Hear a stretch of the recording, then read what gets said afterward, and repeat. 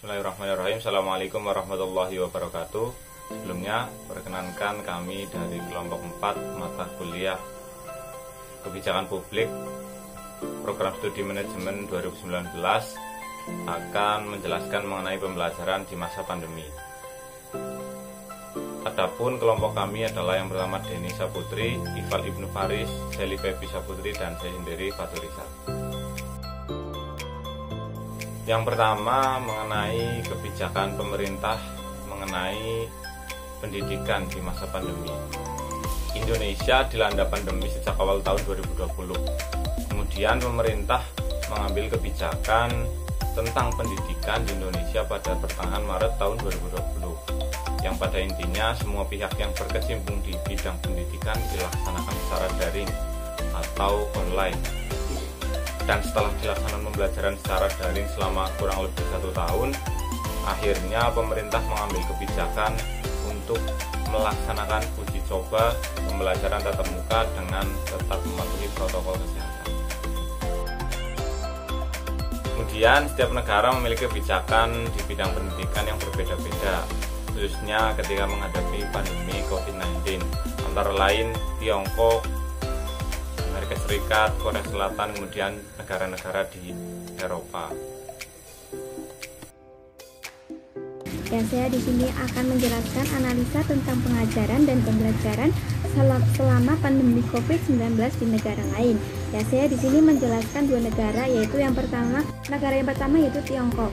Setelah 76 hari melakukan lockdown dan tidak ditemukan kasus positif baru. Sejak bulan Mei lalu, murid di Wuhan, Tiongkok sudah berangsur kembali ke sekolah sedikit demi sedikit. Pemerintah membuka kembali lembaga pendidikan mulai dari TK sampai kampus. Itu di negara Tiongkok. Kedua negara Eropa. Beberapa waktu lalu berbagai menteri pendidikan dari Eropa mengadakan perbincangan mengenai pembukaan sekolah kembali. Pada masa itu, dua negara Eropa sudah mengembalikan murid ke sekolah selama beberapa minggu. Ya, selanjutnya yaitu ada negara Amerika Serikat, di mana negara ini juga masih menerapkan pembelajaran secara online maupun daring, di mana Amerika juga mempunyai masalah yang tersendiri, yaitu pada 20 negara bagiannya ada sekitar 48% murid itu tidak dikasih instruksi tentang pembelajaran jarak jauh. Nah, untuk hasilnya mereka itu hanyalah pasrah. Tetapi di Amerika Serikat juga beberapa sudah membuka sekolah kembali. Selanjutnya ada negara Korea Selatan. Seperti halnya yang kita tahu, Korea Selatan juga merupakan negara yang cukup care dengan pendidikan. Kampus-kampus di Korea Selatan termasuk Yonsei itu akhirnya membuat pembelajaran jarak jauh seperti rekaman video, live, dan lain-lain. Korea juga saat ini sudah membuka sekolah kembali. Untuk materi yang selanjutnya, di sini ada perbandingan pengajaran di Indonesia dengan negara lain. Yang pertama di sini Indonesia itu lebih menekankan kepada belajar seperti membaca, menulis, dan juga berhitung pada anak usia dini. Sedangkan di luar negeri itu sendiri pendidikan di usia dini itu lebih menekankan kepada kegiatan bermain dan juga berinteraksi untuk mengeksplorasi lingkungannya. Kemudian untuk di siang harinya mayoritas pelajar di Indonesia itu lebih menghabiskan waktunya hanya untuk belajar. Sedangkan di luar negeri pelajar hanya melakukan belajar di kelas sekitar 30-40% saja. Selebihnya dihabiskan untuk bermain dan juga berinteraksi dengan teman-temannya atau dengan lingkungannya.